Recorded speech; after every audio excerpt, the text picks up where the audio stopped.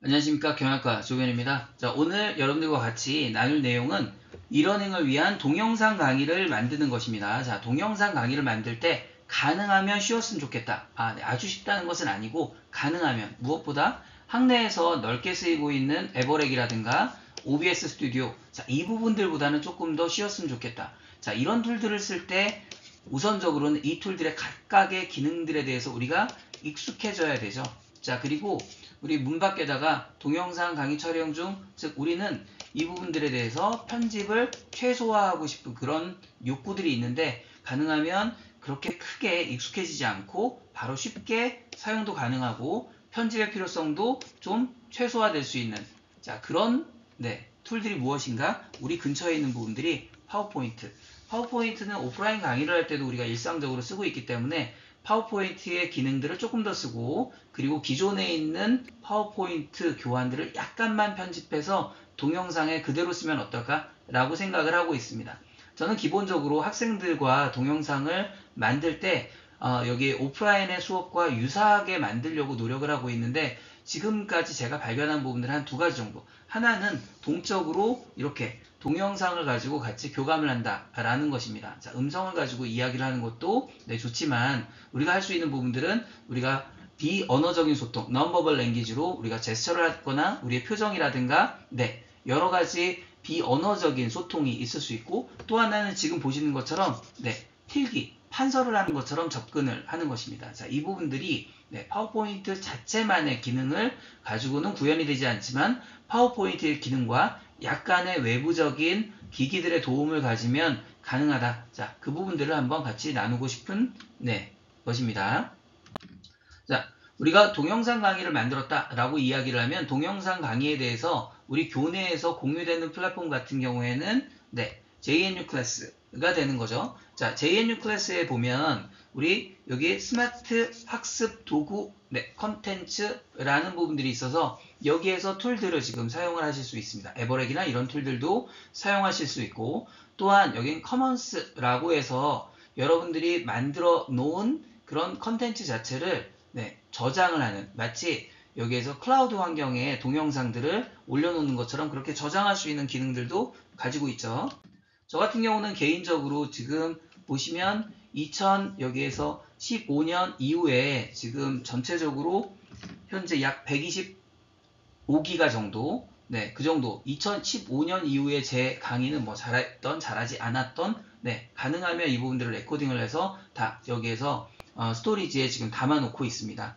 그래서 만약에 지금 어떤 상황이 긴급한 상황이 되면 그 부분들을 가지고 일부 편집을 해서 학생들과 공유를 하기도 하고, 또는 이 이전의 강의를 먼저 학생들한테 제공을 해서 학생들이 먼저 학습을 하고 난 다음에 참여를 하게 하는 플립드 러닝으로 사용을 하기도 하고, 무엇보다 이 컨텐츠들 자체가 동영상으로만 존재를 하면 이것을 다시 편집을 하거나 이런 부분들이 너무 어렵겠지만, 그 부분들이 슬라이드별로 이렇게 나눠져 있으면 훨씬 사용성이 높지 않을까라고 생각을 하면서 방법들을 찾고 있습니다. 실제 지금 제가 쓰고 있는 툴들이 한 두 가지 정도가 있는데, 하나는 OBS 스튜디오, 또 하나는 파워포인트입니다. 자, 지금 보고 계신 부분들은 OBS 스튜디오라는 툴들을 가지고 쓰고 있는데, 자, 지금 여기 화면에서 보시면 이건 여기 엑셀에서 지금 사용하시는 것들을 보실 수 있습니다. 자, 오늘 여러분들과 같이 말씀을 나누는 부분들은 파워포인트를 지금 사용을 하는 것이고, 그렇다면 파워포인트가 아닌 경우들 있죠. 지금처럼 엑셀을 사용한다거나 어떤 실습 소프트웨어를 지금 사용한다거나, 저 같은 경우는 SPSS라든가 에이모스라든가 이런 통계 툴을 학생들과 공유를 해야 될 때가 있는데, 그때는 파워포인트의 기능들을 사용하지 못하기 때문에 그때는 OBS 스튜디오를 가지고 지금 작성을 하게 됩니다. 자, 지금 보고 계신 화면은 전문 업체가 지금 만들어 놓은 OBS 스튜디오의 화면인데, 지금 보시면은 여기에 화면에 배경화면도 상당히 깔끔하게, 지금 제가 지금 하고 있는 상황에서 보면 뒤에 배경화면을 블러 처리를 해가지고 흐리게는 처리했지만 우리 눕기를 딴다고 하죠. 여기에서 화면과 제가 명확하게는 쪼개져 있지는 않잖아요.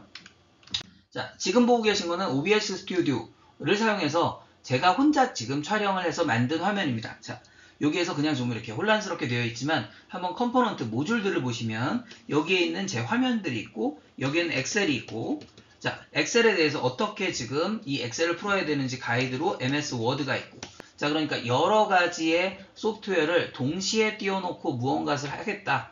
그러니까 여기에서는 영상도 있고, 영상에 대한 음성도 있고, 네, 그래서 이런 부분들을 동시에 지금 하겠다라고 이야기를 하면 파워포인트가 적절한 것이고, 죄송합니다. OBS 스튜디오가 적절한 것이고, 자, 그게 아니고 정보만 전달하겠다라고 이야기를 하면 파워포인트가 네, 상당히 적절하다라고 볼 수 있습니다. 자, 지금 보고 계신 화면은 전문 업체가 파워포인트, 네, PPT 기반으로 작업을 한 부분들인데 말씀드린 것처럼 네, 깔끔하게 여기에서 배경 처리가 되어 있다거나 네, 화면과 제가 적절하게 비율을 지금 잘 맞췄다든가 이런 부분들은 있지만 다른 측면에서 제가 지금 여러분들과 지금 하고 있는 것처럼 이렇게 자유롭게 필기를 지금 할 수 있다거나 이런 부분들에 대한 동적인 특성들은 네, 이런 부분들을 자막 처리나 이런 부분들로 할 수는 있지만 다소 이런 부분들은 떨어지는 특성이 있습니다.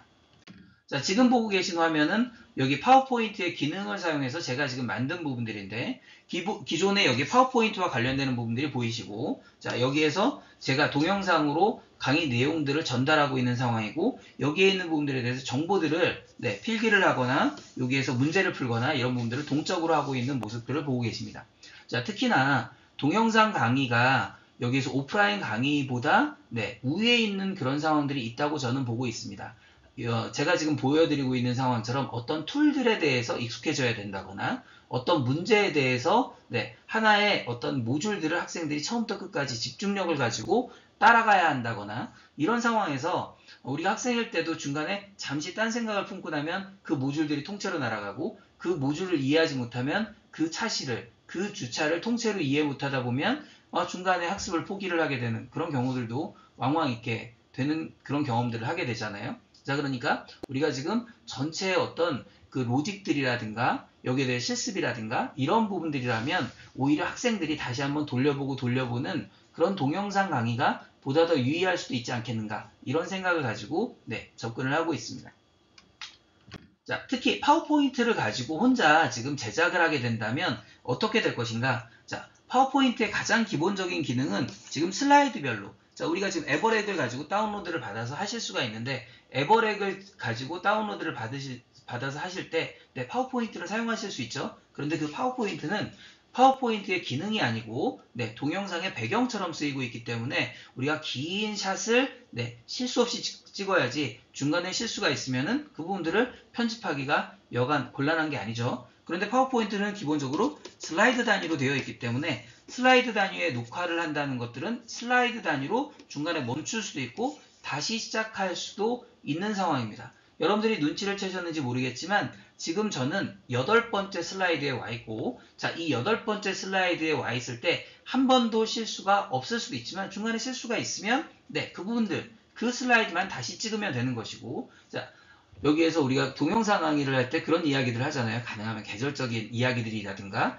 특정 이슈라든가 이런 이야기들을 하면 내년에 재사용하지 못해. 자, 그런데 그렇게 해도 된다는 거죠. 자, 여기에서 우리가 이야기를 하면서 자, 폭설이 쏟아진 제주의 환경에 대해서 이야기를 했는데 내년에 비슷한 시즌에 꽃이 폈다고 이야기하면 그렇게 했던 그 슬라이드 단위로만 교체를 하면 되는 거죠. 자, 그때는 눈이 왔어 라고 이야기를 했는데 자, 이때는 꽃이 폈어 라고 이 슬라이드만 변경을 하고 네, 다시 네, 슬라이드 단위의 이 파워포인트는 그대로 존재하는데 그 파워포인트를 네, 동영상으로 바꾸기만 하면 된다는 거죠.